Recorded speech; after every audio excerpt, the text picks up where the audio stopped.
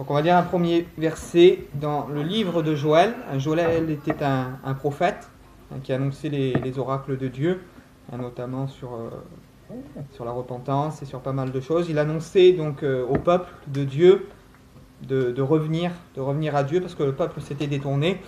Et là dans le chapitre 2 du prophète Joël au verset 12, il est dit ces paroles, elles sont vraiment importantes.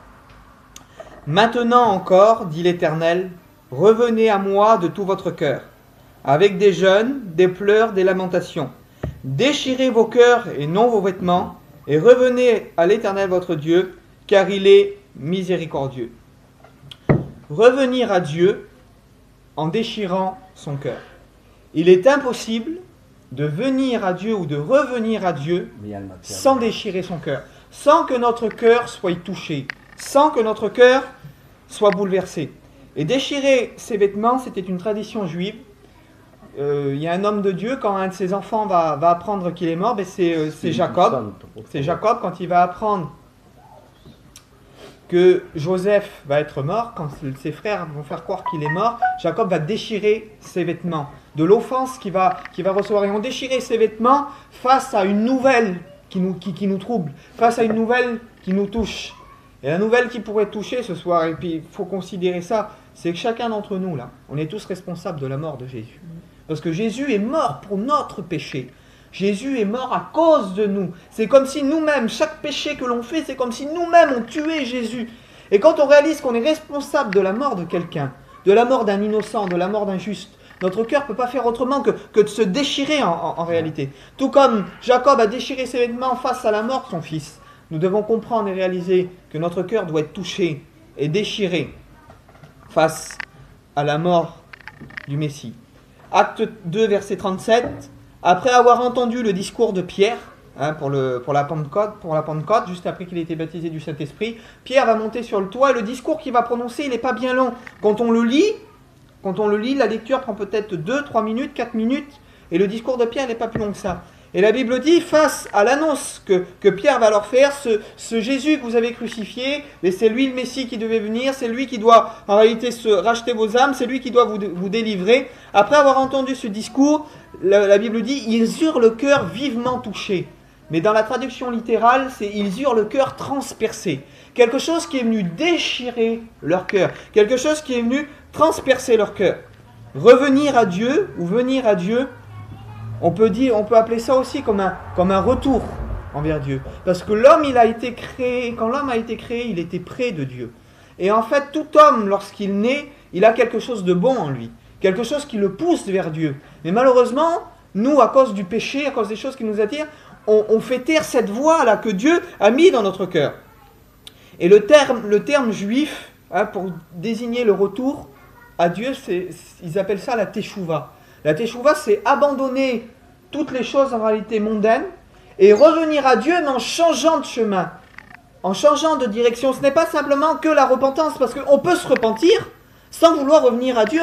On peut dire, Seigneur, je te demande pardon pour ce que j'ai fait, ça y est, j'ai demandé pardon à Dieu et recommencer demain. Mais c'est pas ça revenir à Dieu, c'est pas ça la vraie repentance. Dans le terme teshuva, c'est se repentir, mais c'est revenir aussi, c'est faire un demi-tour, c'est se repentir du mal que l'on fait envers Dieu et emprunter un autre chemin. Et c'est ce que Jésus disait, repentez-vous et convertissez-vous afin que vos péchés soient pardonnés. Et faire teshuva, c'est la repentance plus la conversion. On ne peut pas faire teshuva, on ne peut pas revenir à Dieu sans en réalité abandonner, sans même changer de chemin. Et ce qu'il faut comprendre, il y a premièrement un retour envers Dieu, mais il y a aussi une étape qui est cruciale. Avant le retour envers Dieu, il y a d'abord un retour envers nous-mêmes. Alors de dire comment un retour envers nous-mêmes, comment comprendre ça? Ce qu'il faut comprendre, c'est que la Bible dit dans l'Ecclésiaste chapitre 3 et au verset 11, et vous allez me comprendre. Dieu a mis dans le cœur de l'homme la pensée de l'éternité. Et l'homme, lorsqu'il naît, l'homme naturel, pas l'homme qui est animé par le péché, l'homme naturel, lorsqu'il naît, bien sûr le péché est là pour le tenter, mais l'homme naturel, lorsqu'il pense à l'éternité, c'est une voie qui le conduit vers Dieu. C'est une voie qui le pousse vers Dieu. Et dans notre être intérieur, notre conscience, moi je l'ai vécu, et vous qui êtes là, vous l'avez tous vécu à un moment ou à un autre. Pour ma part, moi, les premiers verres que j'ai bu, ils étaient gratuits, on m'a proposé de l'alcool, mais les premiers verres que j'ai bu, Dans mon cœur, il y avait quelque chose qui me disait, te mets pas ivre, ne bois pas, c'est mal. C'est mal de boire, c'est mal d'être ivre, c'est mal de... Et puis pourtant, j'étais pas forcément influencé par quelque chose, mais cette voix-là, cette voix qui te dit ne vole pas, fais pas de mal à un tel, te bats pas.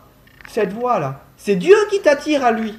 Et c'est ce que tu es à l'intérieur de toi, c'est l'homme originel ça. Parce que Dieu a mis dans le cœur de l'homme la pensée de l'éternité. Dieu a donné à l'homme une conscience qui montre à l'homme qui il est et ce qu'il doit devenir en réalité. Mais voilà, maintenant il y a un ennemi qui est là devant toi.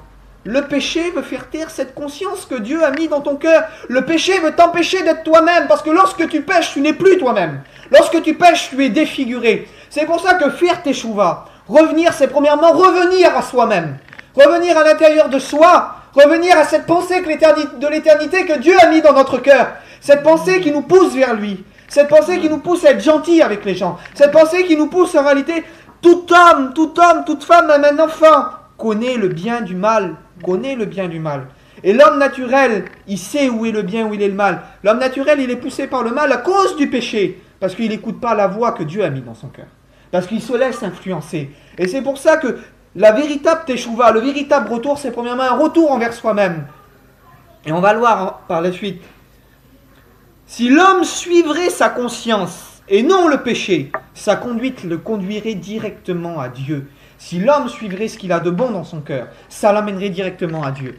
Parce que Dieu a mis dans le cœur de l'homme la pensée de l'éternité. La pensée de l'éternité, c'est bête l'exemple que je vais prendre, mais c'est comme si qu'on jette un hameçon avec un verre au milieu d'un endroit où il y a plein de poissons, et qu'un poisson, tout à seul coup, se met à suivre le verre là, jusqu'à attraper l'hameçon. Mais la pensée de l'éternité, c'est ça, ce que Dieu a mis dans ton cœur, c'est ça. C'est ce verre là qui attire ton attention, ça attire ton cœur. Mais si tu le suivrais jusqu'au bout là, tu arriverais à attraper Dieu. Tu arriverais à découvrir Dieu, mais voilà, il y a d'autres choses qui passent devant toi, le péché, d'autres choses. Et puis hop, tu te détournes là, de la trajectoire qui est devant toi et tu pars dans le monde sans écouter en réalité ce que Dieu a mis au fond de ton cœur. Si l'homme suivrait sa conscience et non le péché, il en aurait assez pour lire la Bible, pour prier, pour découvrir Dieu. Mais voilà, la Bible dit que l'homme est amorcé par sa chair, par sa convoitise.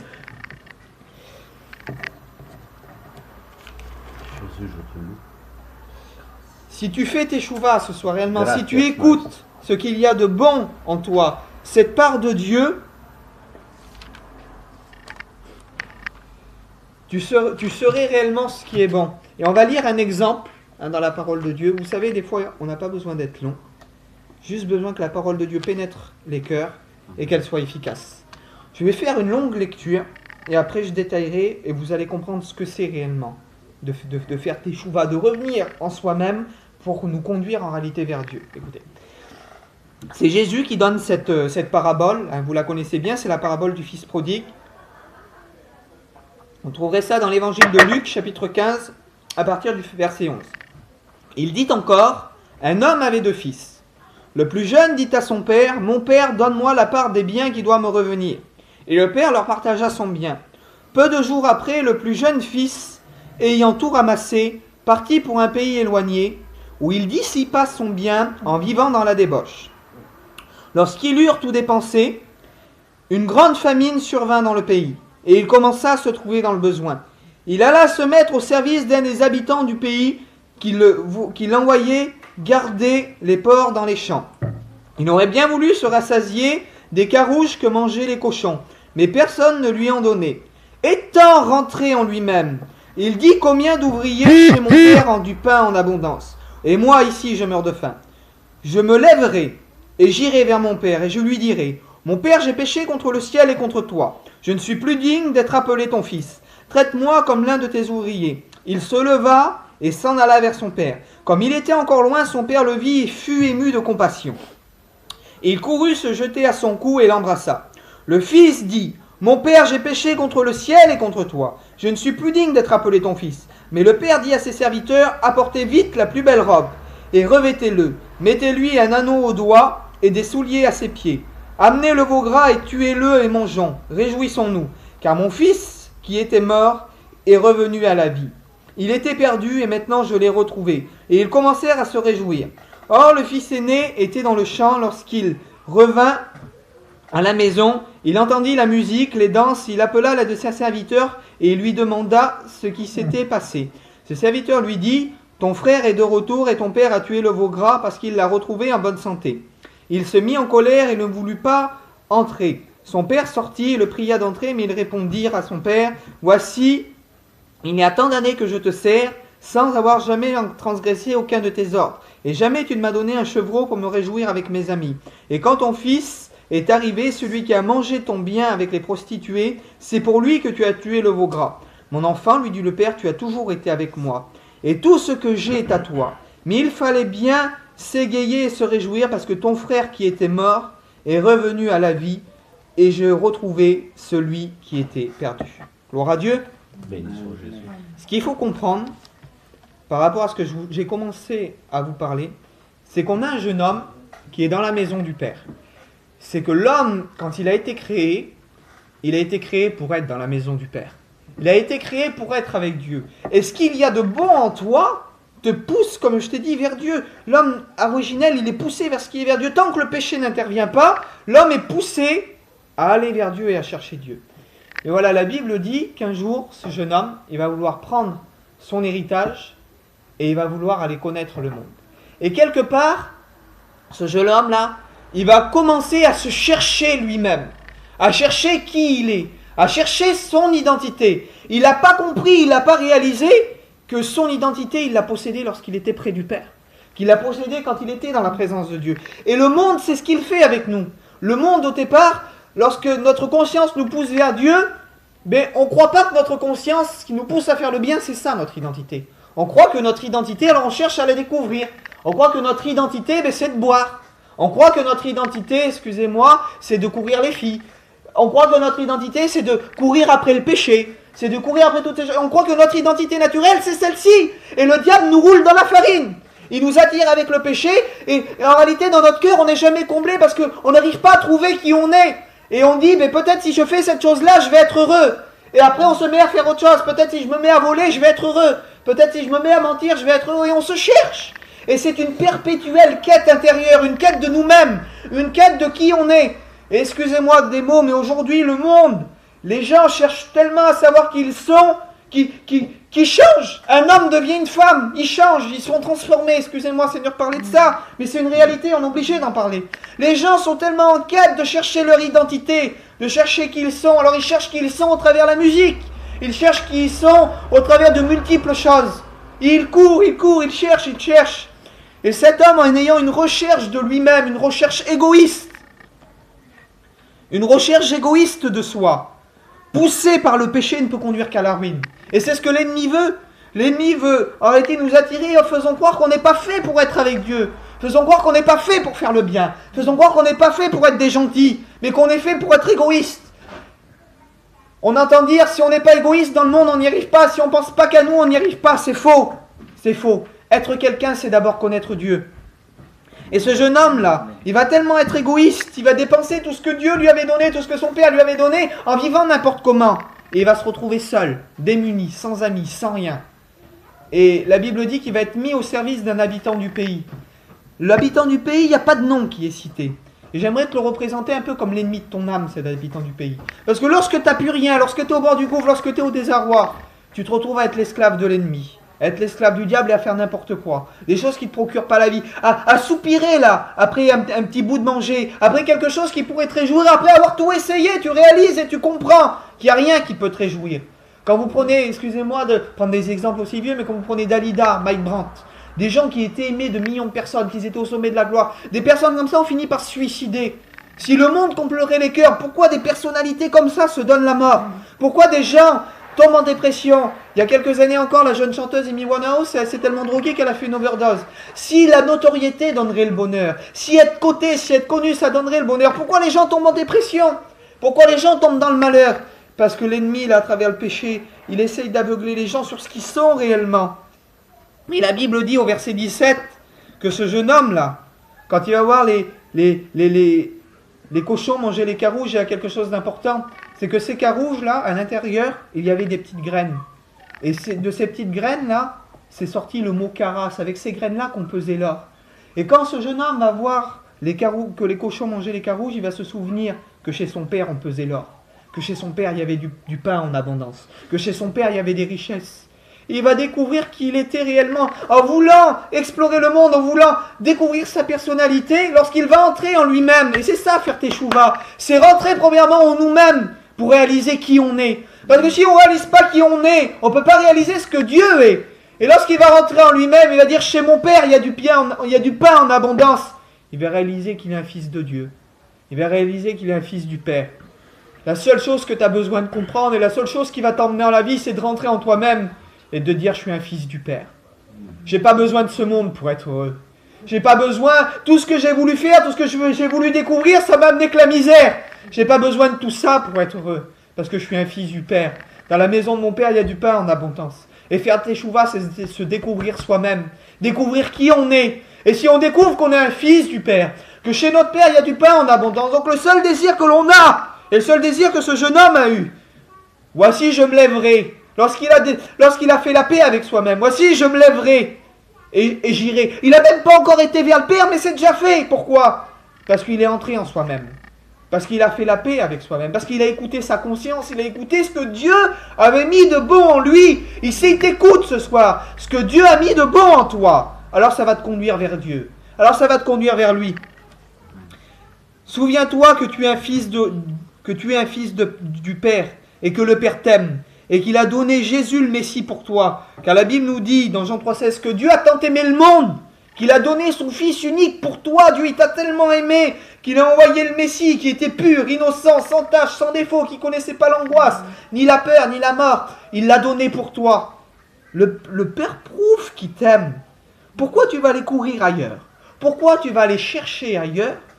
Entre en toi-même et réalise que tu es un fils de roi, une fille de roi. Entre en toi-même et réalise qui tu es, le potentiel que tu as. Arrête de te chercher au travers de ce monde. Arrête de chercher à découvrir qui tu es au travers de la boisson, l'alcool et les choses mauvaises de ce monde. Entre en toi-même. Fais comme ce jeune homme-là. Entre en toi-même. Je me lèverai et j'irai vers mon Père. Et je lui dirai, il est vrai que j'ai péché contre le ciel et contre toi et que je ne suis pas digne d'être ton fils.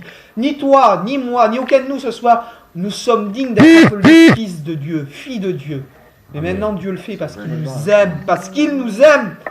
Tu vas passer à côté d'un amour si grand, à côté d'un amour si puissant, à côté d'un Dieu qui nous a créés parce qu'il nous aime et ce qu'il veut c'est notre bonheur et ce qu'il a mis en nous c'est pour nous conduire vers lui. Le Père voit le Fils arriver, ému de compassion, parce que quand Dieu te voit le prier, quand Dieu te voit t'adresser à lui, quand Dieu te voit marcher vers lui, alors dans le cœur de Dieu il y a quelque chose qui se passe. Il est ému de compassion. Et lorsqu'il est ému de compassion, il se lève. Avant même que son fils arrive, il court et puis il le prend dans ses bras. Il tue le veau gras, et le veau gras c'est le symbole du sacrifice. Et on peut reprendre encore. Dieu a tué le veau gras, Dieu a offert le Messie pour toi, Dieu a offert Jésus pour toi, il a tué le veau gras pour se réjouir, pour que tu puisses être accepté et rétabli dans sa maison. La véritable teshuva, c'est revenir vers soi, pour revenir vers Dieu. Réaliser qu'on est fils et filles de roi, réaliser avoir une réelle repentance, réaliser qu'on a offensé Dieu, parce que quand on réalise qu'on est fils ou fille de roi, quand on réalise qu'on ne mérite pas son amour, et que Dieu a mis des bonnes choses dans notre cœur, tu n'es pas obligé d'être esclave du monde, tu n'es pas obligé de faire le mal, tu n'es pas obligé d'être un bandit, tu n'es pas obligé d'être un vilain. Tu peux être une bonne personne, parce que Dieu a mis des bonnes choses en toi. Et si tu viens à lui, Dieu peut te faire naître de nouveau et te transformer totalement, te régénérer totalement.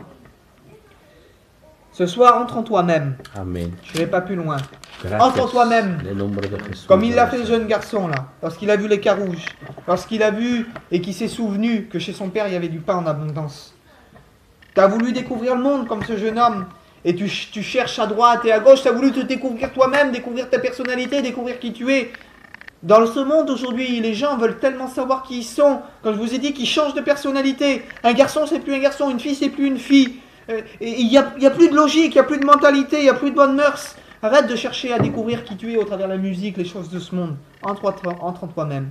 Et souviens-toi que tu es un fils et une fille de roi. Souviens-toi que Dieu t'a créé pour ça et que ton but premier c'est celui-ci, c'est pas autre chose. Prie le Seigneur ce soir, entre en toi-même et reviens vraiment à lui. Fais vraiment un retour vers Dieu. Un retour en toi-même. Écoute pas le péché. Écoute pas ce qui voudrait te détourner là de ce qu'il y a de bon en toi, de ce que Dieu a mis de bon en toi, de la voix du Saint-Esprit, de la voix de ta conscience qui te pousse vers Dieu, qui t'attire vers Dieu. Mais suis cette voie-là. Que le Seigneur te bénisse. On va prier le Seigneur ensemble.